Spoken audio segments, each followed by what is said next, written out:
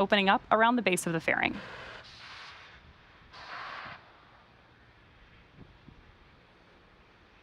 You can now see those clamp arms opening up, and as Ronnie mentioned, once the clamp arms are fully opened, the TE, which is hinged, will retract away from the vehicle in preparation for launch. You'll also hear it referred to as the strongback over the nets. And at this point in the countdown, both the first and second stages are nearly fully loaded with 1 million pounds of kerosene fuel and liquid oxygen. Both the first stage and second stage should finish loading propellant about a minute apart from each other. The first stage finishes up at around T-3 minutes, and the second stage at T-2 minutes. You may have noticed the white clouds around the vehicle. Those clouds are actually vented chilled gas from above the LOX tank liquid surface that we vent overboard to maintain pressure in the tank as needed. And when that gas comes out into the Florida air, the humid air condenses into those clouds that you're seeing. And then at T-60 seconds, Falcon 9 will be in startup. And that means that the rocket's autonomous internal flight computers will have taken over the launch countdown. And there was that call out there for stage 1 LOX load completion. And just inside of T-2 seconds, we light the Merlin engines for liftoff. The PSN SATRIA payload continues to be healthy, and the Falcon 9 team is currently tracking no issues on the rocket.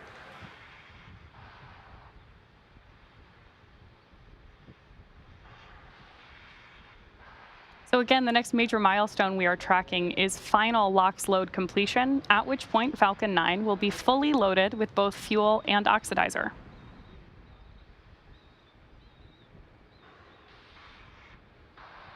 Picture perfect day on the coast of Florida, too.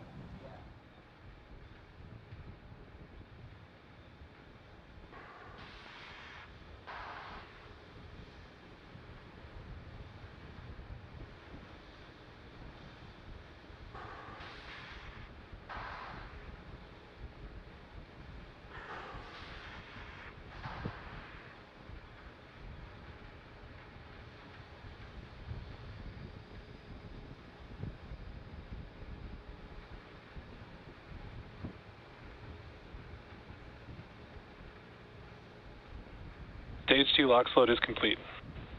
There's confirmation that we are fully loaded with fuel and oxidizer ahead of today's launch. And fun fact, at liftoff, Falcon 9 will be burning about 700 gallons of that fuel per second.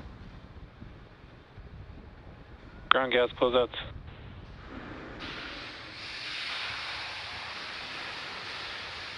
As Somi mentioned earlier, that white cloud that you see venting away from the rocket is totally normal and nothing to worry about.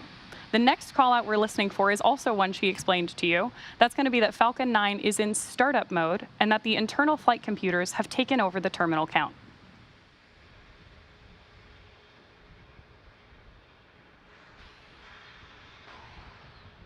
Falcon 9 is in startup. The final milestone we're listening for on the nets is the call out from the launch director that we are go for launch.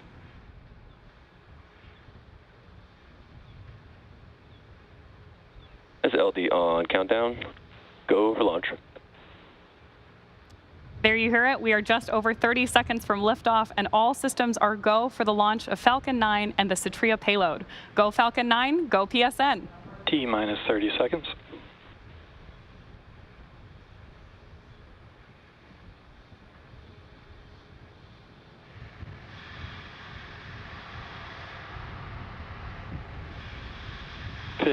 Seconds.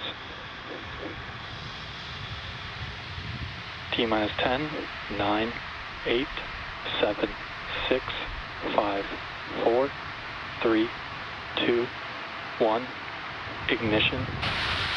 And liftoff. Go Falcon, go PSN. Stage 1 propulsion is nominal. Vehicle is pitching downrange.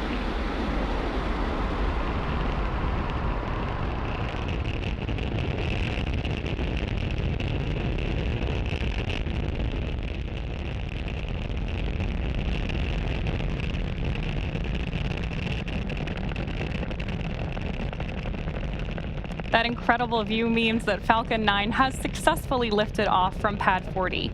And right now we are throttling down to prepare for max Q in about 30 seconds. As you may have heard us explain before, this is the period of highest aerodynamic pressure on the vehicle. Power and telemetry nominal. That's because at this point, we are seeing the greatest difference in dynamic pressure, which is increasing with the rocket's speed, and ambient static pressure, which is decreasing as we move up through the Earth's atmosphere. Vehicle is supersonic. With that call out, we know that Falcon 9 is moving faster than the speed of sound.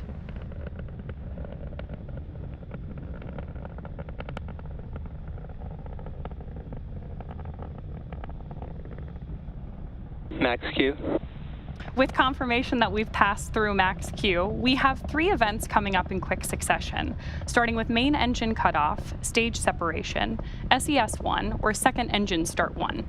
Main engine cutoff, or MECO for short, is where all 9 Merlin 1D engines will shut off to slow down the vehicle in preparation for the next event, stage separation, or stage SEP for short. That's where the first stage booster will separate from the second stage. Right after stage SEP, the first stage will start its journey back to Earth, targeting a landing on our drone ship, A Shortfall of Gravitas, which is currently stationed in the Atlantic Ocean, about 680 kilometers downrange. Now, during that time, Stage 2 will continue on its journey to space with the third event, Second Engine Start 1, or SES1 on the nets, and this is where the single MVAC engine will ignite to propel the second stage along with the PSN SATRIA payload to orbit.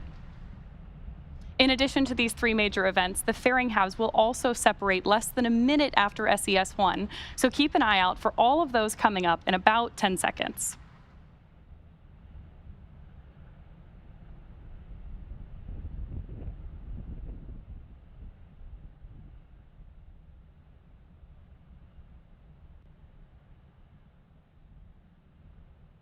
Main engine cutoff. Stage separation confirmed.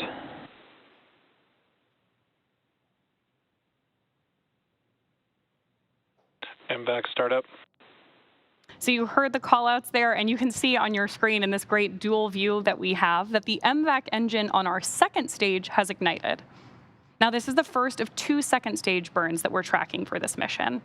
And the first stage on the left-hand side of your screen is coming back to land on our drone ship, A Shortfall of Gravitas. Now, we are also expecting fairing deployment. Both vehicles are on nominal trajectories. With that, we know that both vehicles are headed in the right direction. And as I was describing earlier, we are expecting fairing separation in just about 5 seconds.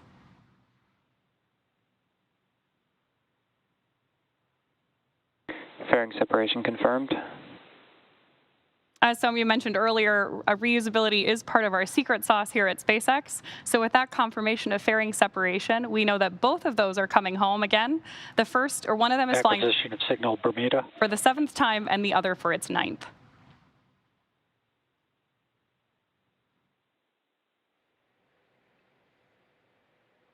It's now T+3 minutes and 55 seconds into today's mission, and we have a great view of Stage 1 on the left and Stage 2 on the right. In order to complete today's landing, the first stage has 2 more burns left.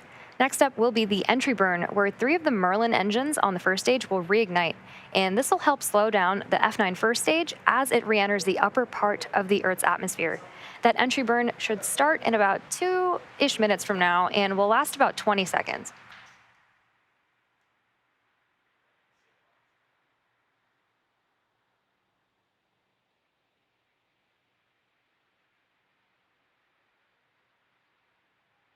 You can see 2 of the 4 hypersonic grid fins that are positioned near the base of the inner stage on the booster. And Stage 1 is currently using nothing but the grid fins for steering as it's returning back to Earth.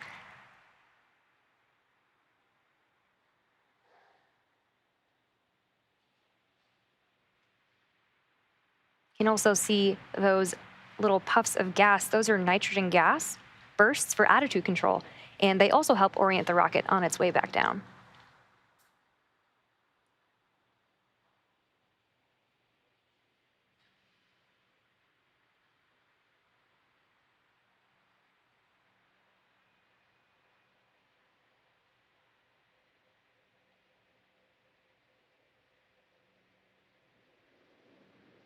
And some really awesome views of planet Earth behind Stage 2.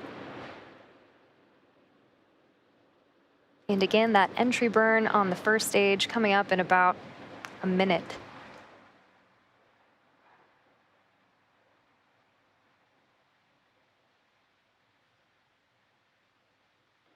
Both vehicles are on nominal trajectories.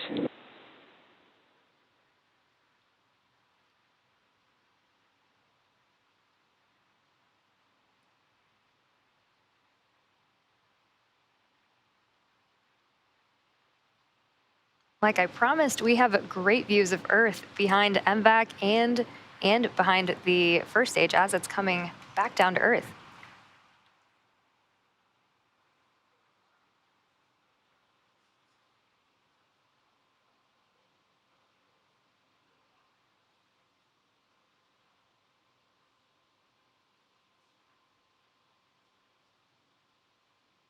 Stage 1 entry burn startup.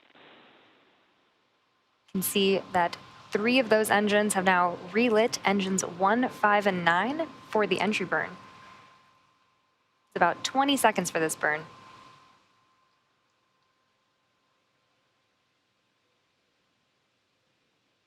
Stage 1 entry burn shutdown.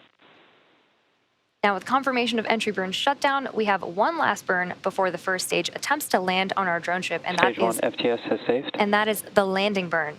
During the first stage landing burn, a single Merlin engine, E9, will relight and slow the vehicle down for its landing attempt on our drone ship, A Shortfall of Gravitas. As a reminder, the booster supporting today's mission has now flown for its 12th time, having previously supported CRS-22, Crew 3 and Crew 4, Turksat 5B, CRS-25, guidance. Eutelsat HOTBIRD 13G, O3B mPOWER, and 4 Starlink missions.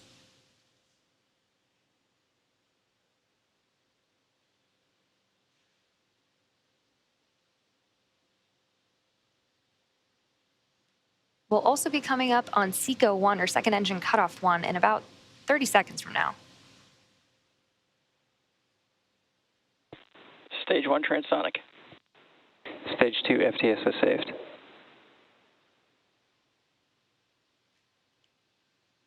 can see that MVAC continuing to glow bright orange until SECO 1.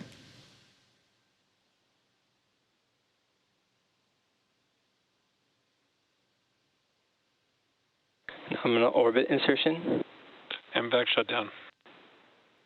Great callouts for SECO 1 and nominal orbital Stage 1 landing insertion. burn.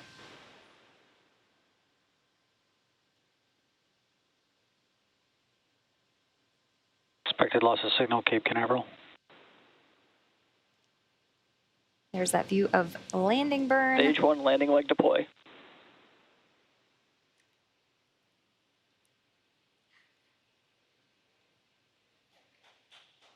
And a great view